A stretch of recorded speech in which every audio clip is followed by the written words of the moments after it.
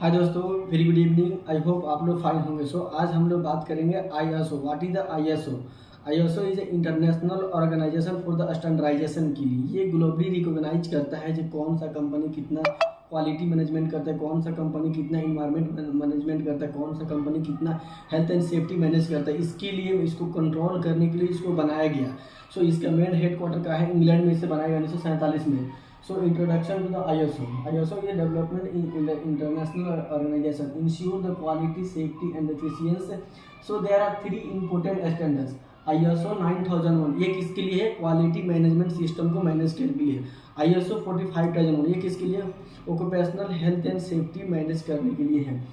ISO 14001 ये किसके लिए है? इन्वायरमेंट को मैनेज करने के लिए है। ये आपको मालूम हो गया जो कौन सा किसके लिए है। आप लोग को लाइन बाई लाइन करके देख सकते। ISO 45001 अगर आपसे कोई पूछेगा ISO 45001 ये किसको मैनेज करता है? ऑक्यूपेशनल हेल्थ एंड सेफ्टी को ISO 45001 मैनेज कर सकता है। एस्टैब्लिश पब्लिश 2018 में इसको रिप्लेस किया गया था। इसका 1947 में बना था। इसका मेन उद्देश्य क्या था? पर्पस था improve work safety and the prevent injury.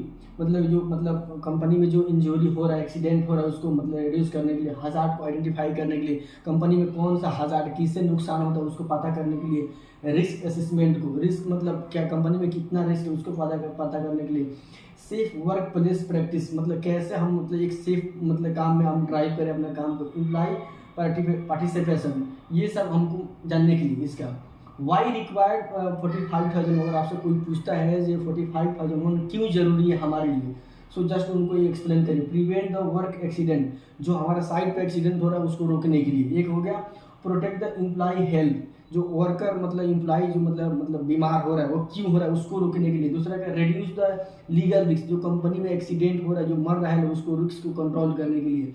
Improve the safety culture, हमारा साइड पे अनसेफ्टी कल्चर है ना, तो उसको सेफ्टी एक कल्चर अच्छा वे में लाने के लिए, इसके लिए इंक्रीज द प्रोडक्टिविटी, जो हमारा कंपनी में प्रोडक्टिविटी है उसको इम्प्रूवमेंट करने के लिए।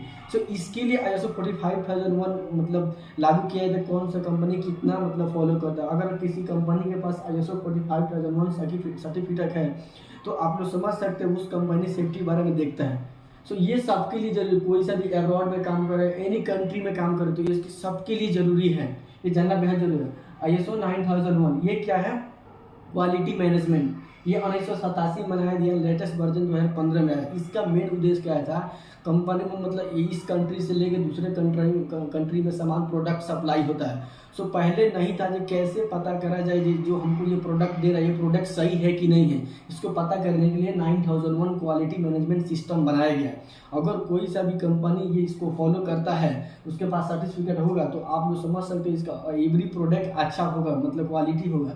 इसका मेन पर्पस क्या था? Improve the product and the service quality. Focus area customer satisfaction, customer satisfied है, अच्छा है। Process control continuous. इसका आप देखिए why require, we can see here example Y.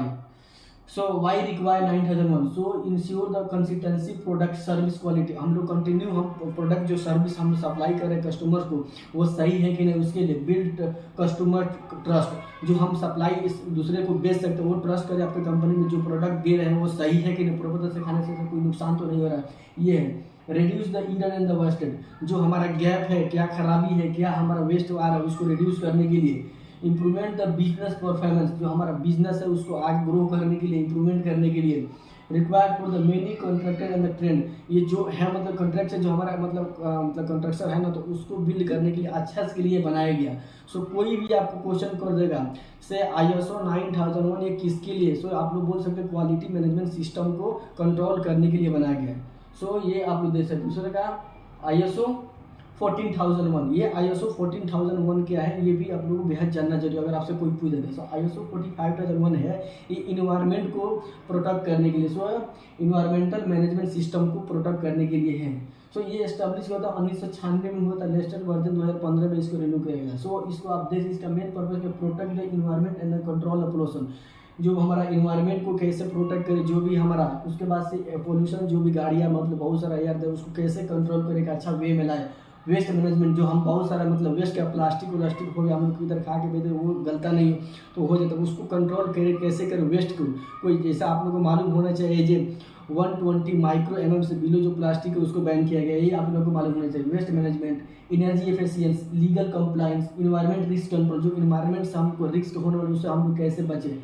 सो इसका अब दूसरा देखिए, वाई 45,000 ये रिक्वायर हम लोग के लिए क्यों रिक्वायर है, रिड्यूस द इन्वायरमेंट इम्पैक्ट, जो हमारा जो इन्वायरमेंट इम्पैक्ट्स पड़ता है। जैसे फॉर एग्जांपल आप लोगों ने क्या किया, कंपनी में जो भी केमिकल, सड़ा हुआ केमिकल को लाकर आपने नदी में बहा दिया, वो नदी में बहाने से कोई सा भी एनिमल उसको इनहेल करता है, उससे बीमारी होगा, वो डेथ होगा कि नहीं, उससे हम पे इम्पैक्ट पड़ेगा कि नहीं पड़ेगा।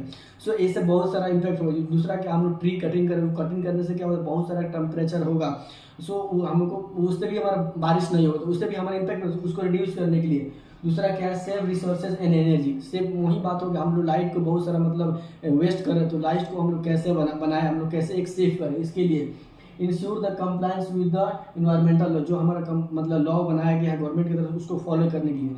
सो आप लोग से कोई सा भी लोग पूछ सकता है ISO 45,001 के, ISO 9001 के, ISO 14,001 के है, ये कोई सा भी बंदा सेफ्टी इंजीनियर है जो काम कर रहा है इंडिया में या गल्फ कंट्री में काम कर रहा है, जानना जरूरी है, या कोई बंदा MNC कंपनी में काम कर रहा है तो इसको फॉलो किया जाता है। सो आई होप आप लोग समझ गए होंगे जो ISO 45,001 क्या है, और किसी को कुछ भी इसमें डाउट है तो पूछ सकते हैं, ये बेहद जरूरी है आप लोगों को जानना ही ISO। Thank you.